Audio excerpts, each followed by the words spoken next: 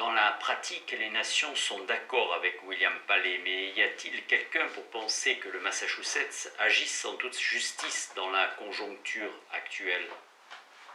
En langage clair, ce n'est pas la kyrielle de politiciens du Sud qui s'oppose à une réforme au Massachusetts, mais la kyrielle de marchands et de fermiers qui s'intéressent davantage au commerce et à l'agriculture qu'à l'humanité et qui ne sont nullement prêts à rendre justice à l'esclave et au Mexique à tout prix. Je ne cherche pas querelle à des ennemis lointains, mais à ceux qui tout près de moi collaborent avec ces ennemis lointains qui leur sont soumis. Privés d'aide, ces gens-là seraient inoffensifs. Nous sommes accoutumés de dire que la masse des hommes n'est pas prête, mais le progrès est lent parce que l'élite n'est matériellement ni plus avisée ni meilleure que la masse. Le plus important n'est pas que vous soyez au nombre des bonnes gens, mais qu'il existe quelque part une bonté absolue, car cela fera lever toute la patte. Il y a des milliers de gens qui par principe s'opposent à l'esclavage et à la guerre, mais qui en pratique ne font rien pour y mettre un terme, qui se proclamant héritiers de Washington ou de Franklin, restent plantés les mains dans les poches à dire qu'ils ne savent que faire et ne font rien, qui même subordonnent la question de la liberté à celle du libre-échange et lisent après dîner les nouvelles de la guerre du Mexique avec la même placidité que les cours de la bourse et peut-être s'endorment sur les deux. Quel est le cours d'un honnête homme et d'un patriote aujourd'hui? On tergiverse, on déplore et quelquefois on pétitionne, mais on n'entreprend rien de sérieux ni d'effectif. On attend avec bienveillance que d'autres remédient au mal, afin de n'avoir plus à le déplorer. Tout au plus offre-t-on un vote bon marché, un maigre encouragement, un Dieu vous assiste à la justice quand elle passe. Il y a 999 défenseurs de la vertu pour un seul homme vertueux. Mais il est plus facile de traiter avec le légitime possesseur d'une chose qu'avec son gardien provisoire. Tout vote est une sorte de jeu, comme les échecs ou le tric-trac, avec en plus une légère nuance morale où le bien et le mal sont l'enjeu. Les problèmes moraux et les paris, naturellement, l'accompagnent. Le caractère des votants est hors jeu. Je donne mon vote, c'est possible, à ce que j'estime juste, mais il ne m'est pas d'une importance vitale que ce juste l'emporte. Je veux bien l'abandonner à la majorité. Son urgence s'impose toujours en raison de son opportunité. Même voter pour ce qui est juste, ce n'est rien faire pour la justice. Cela revient à exprimer mollement votre désir qu'elle emporte. Un sage n'abandonne pas la justice au caprice du hasard. Il ne souhaite pas non plus qu'elle l'emporte par le pouvoir d'une majorité. Il a bien peu de vertu dans l'action des masses humaines. Lorsqu'à la longue la majorité votera pour l'abolition de l'esclavage, ce sera soit par indifférence à l'égard de l'esclavage, soit pour la raison qu'il ne restera plus d'esclavage à abolir par le vote. Ce seront eux alors les véritables esclaves. Seul peut hâter l'abolition de l'esclavage celui qui par son vote affirme sa propre liberté. J'entends parler d'une convention prévue à Baltimore ou ailleurs pour choisir un candidat à la présidence. Cette convention serait principalement constituée de rédacteurs en chef de journaux et de politiciens de carrière. Mais moi je me dis, qu'importe à un homme indépendant, intelligent et respectable la décision où ils peuvent aboutir, n'aurons-nous pas quand même le bénéfice de la sagesse et de l'honnêteté de cet homme-là? Ne pouvons-nous tabler sur des votes indépendants? Le pays ne compte-t-il pas nombre d'individus qui n'assistent pas aux conventions? Mais non, je m'aperçois que des hommes honorables, ou soi-disant tels, ont immédiatement dévié de leur position et désespèrent de leur pays, alors que leur pays aurait bien plutôt sujet de désespérer d'eux.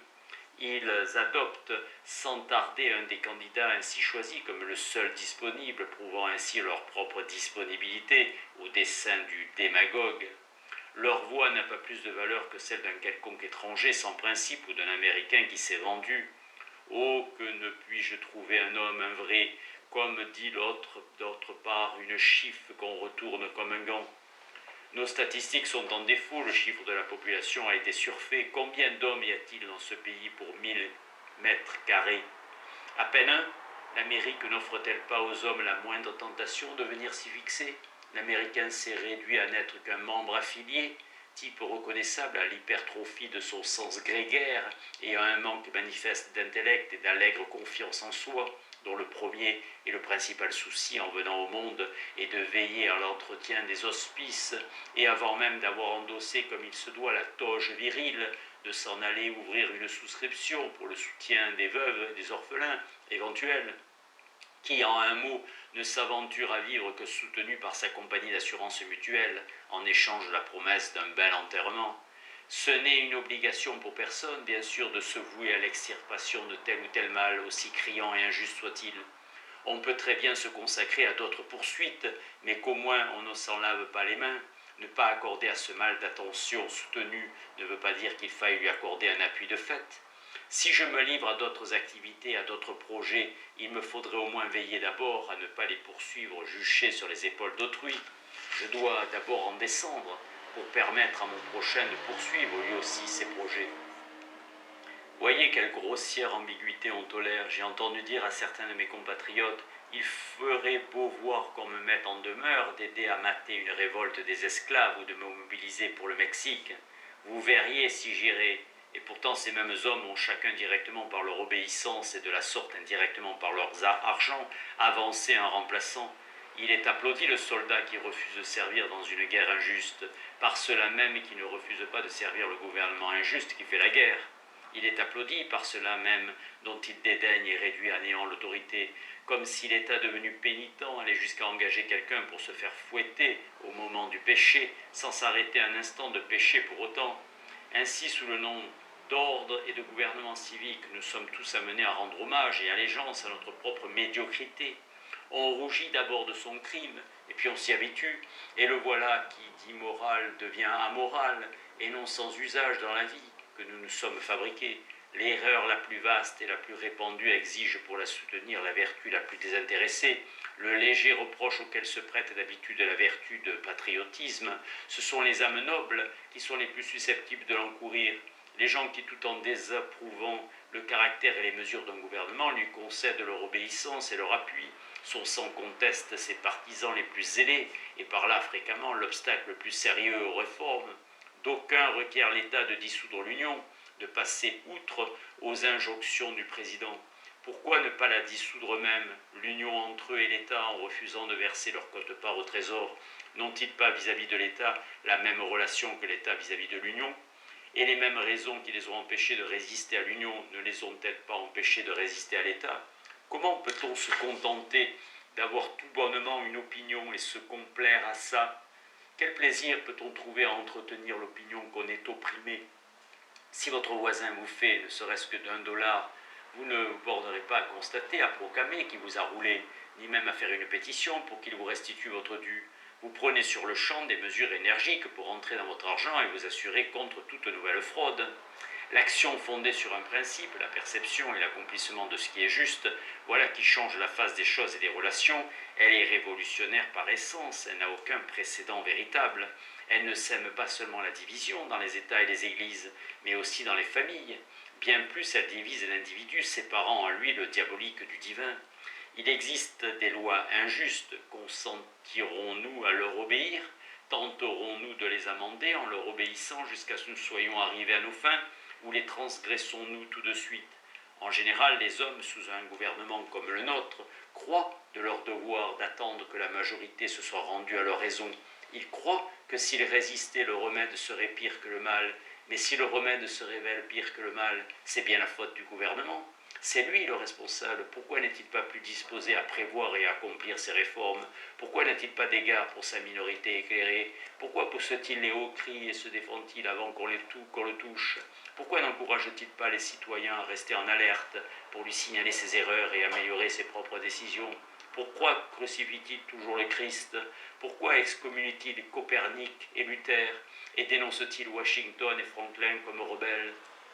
On dirait que le refus délibéré et effectif de son autorité est le seul crime que le gouvernement n'ait jamais envisagé. Sinon, pourquoi n'a-t-il pas mis au point de châtiments définis, convenables et appropriés? Si un homme qui ne possède rien, c'est évidemment une allusion toute personnelle. Taureau menant par principe une vie simple au jour le jour, n'avait pas d'argent de côté, il se considère comme non imposable. Si un homme qui ne possède rien refuse, ne serait-ce qu'une fois, de gagner $1 au profit de l'État, on le jette en prison pour une durée qu'aucune loi, à ma connaissance, ne définit et qui est laissée à la discrétion de ceux qui l'ont envoyé. Mais vole-t-il 1000 fois $1 à l'État qu'on le relâche aussitôt? Si l'injustice est indissociable du frottement nécessaire à la machine gouvernementale, l'affaire est entendue, il s'atténuera bien à l'usage, la machine finira par s'user, n'en doutons pas. Si l'injustice a un ressort, une poulie, une corde ou une manivelle qui lui est spécialement dévolue, Il est peut-être grand temps de se demander si le remède n'est pas pire que le mal. Mais si de par sa nature cette machine veut faire de nous l'instrument de l'injustice envers notre prochain, alors je vous le dis, enfreignez la loi, que votre vie soit un contre-frottement. Pour stopper la machine, il faut que je veille, en tout cas à ne pas me prêter au mal que je condamne. C'est ce passage et tous ceux qui suivent qui ont inspiré la résistance passive chez Gandhi et Martin Luther King. Quant à recourir aux moyens que l'État a prévus pour remédier au mal, ces moyens-là, je n'en veux rien savoir. Ils prennent trop de temps et la vie d'un homme n'y suffirait pas. J'ai autre chose à faire. Si je suis venu au monde, ce n'est pas pour le transformer en un lieu où il fasse bon vivre, mais pour y vivre, qu'il soit bon ou mauvais. Un homme n'a pas tout à fait, mais quelque chose à faire, mais quelque chose, et qu'il n'ait pas la possibilité de tout faire ne signifie pas qu'il doive faire quelque chose de mal. Ce n'est pas mon affaire de présenter des pétitions au gouvernement ou au corps législatif. Ça n'est pas la leur de m'en présenter non plus, car s'ils ne tiennent pas compte de ma pétition, que devrais-je faire? Dans ce seul cas, l'État n'a prévu aucun recours. Le mal réside dans la Constitution elle-même.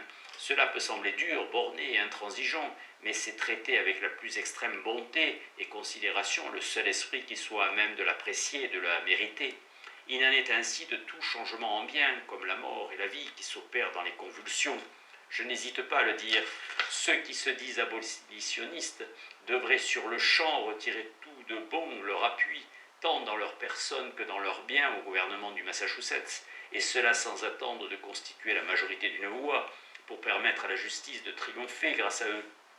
S'ils écoutent la voix de Dieu, ils n'ont nul besoin, me semble-t-il, de compter sur une autre voix. En outre, tout homme qui a raison contre les autres constitue déjà une majorité d'une voix. Le gouvernement américain ou son représentant, le gouvernement du Massachusetts, je le rencontre directement et face à face, une fois l'an, pas plus, en la personne de son percepteur. C'est la seule forme sous laquelle un homme dans ma condition rencontre forcément l'État qui me dit alors clairement « Reconnais-moi ». Alors dans ce cas, la manière la plus simple, la plus efficace et dans la conjoncture actuelle, la manière la plus urgente de traiter avec lui de la question et d'exprimer la maigre satisfaction et tendresse qui nous inspire, c'est de le désavouer sur l'heure. Mon voisin fort civil, le percepteur, est bien l'homme à qui j'ai affaire. Car c'est à tout prendre avec des hommes et non avec des parchemins que j'ai querelle, et il a délibérément choisi d'être fonctionnaire. Comment saura-t-il vraiment ce qu'il est et ce qu'il fait en sa qualité de fonctionnaire et en sa qualité d'homme? Jamais tant qu'il ne sera pas mis en demeure de considérer s'il doit me traiter, moi son voisin respecté, en voisin et en homme bien intentionné, ou bien en fou furieux et en perturbateur de l'ordre public, tant qu'il ne sera pas forcé de trouver le moyen de surmonter l'obstacle à nos relations amicales sans céder aux pensées et aux paroles discourtoises et violentes qui vont de pair avec ses actes. Je suis convaincu que si un millier, si une centaine, si une dizaine d'hommes que je pourrais nommer, si seulement 10 honnêtes gens, que dis-je, si un seul honnête homme cessait dans notre état du Massachusetts de garder des esclaves, venait vraiment à se retirer de cette confrérie, quitte à se faire jeter dans la prison du comté, cela signifierait l'abolition de l'esclavage en Amérique. Car peu importe qu'un début soit modeste, ce qui est bien fait au départ est fait pour toujours. Mais nous aimons mieux en discuter, c'est cela que nous appelons notre mission. La réforme entretient à son service des quantités de journaux, mais pas un seul homme. Si mon digne voisin, l'ambassadeur d'État qui consacre son existence au règlement du problème des droits de l'homme à la Chambre du Conseil, au lieu de se laisser menacer des prisons de la Caroline, devait se présenter en prisonnier du Massachusetts, cet État qui est si anxieux de rejeter sur sa sœur le crime de l'esclavage, encore qu'il ne puisse à ce jour découvrir d'autres griefs à l'encontre de celle-ci qu'un acte d'inhospitalité, le corps législatif n'écarterait pas tout à fait le sujet l'hiver prochain. Allusion à un événement retentissant survenu en 1844 et qui avait eu pour héros un éminent citoyen de Concorde, Samuel Howard. Celui-ci avait été désigné par le gouvernement du Massachusetts pour aller comme plénipotentiaire en Caroline du Sud, à Charleston. Sa mission était de mettre officiellement en cause devant la Cour suprême une loi qui permettait aux autorités locales d'emprisonner les marins noirs employés sur les navires marchands du Massachusetts qui touchaient les ports de la Caroline du Sud. Samuel Howard espérait une entente, mais à peine arrivé, il fut refoulé sous la menace d'un lynchage. S'il osait rester plus longtemps, sa mésaventure souleva l'indignation du Massachusetts.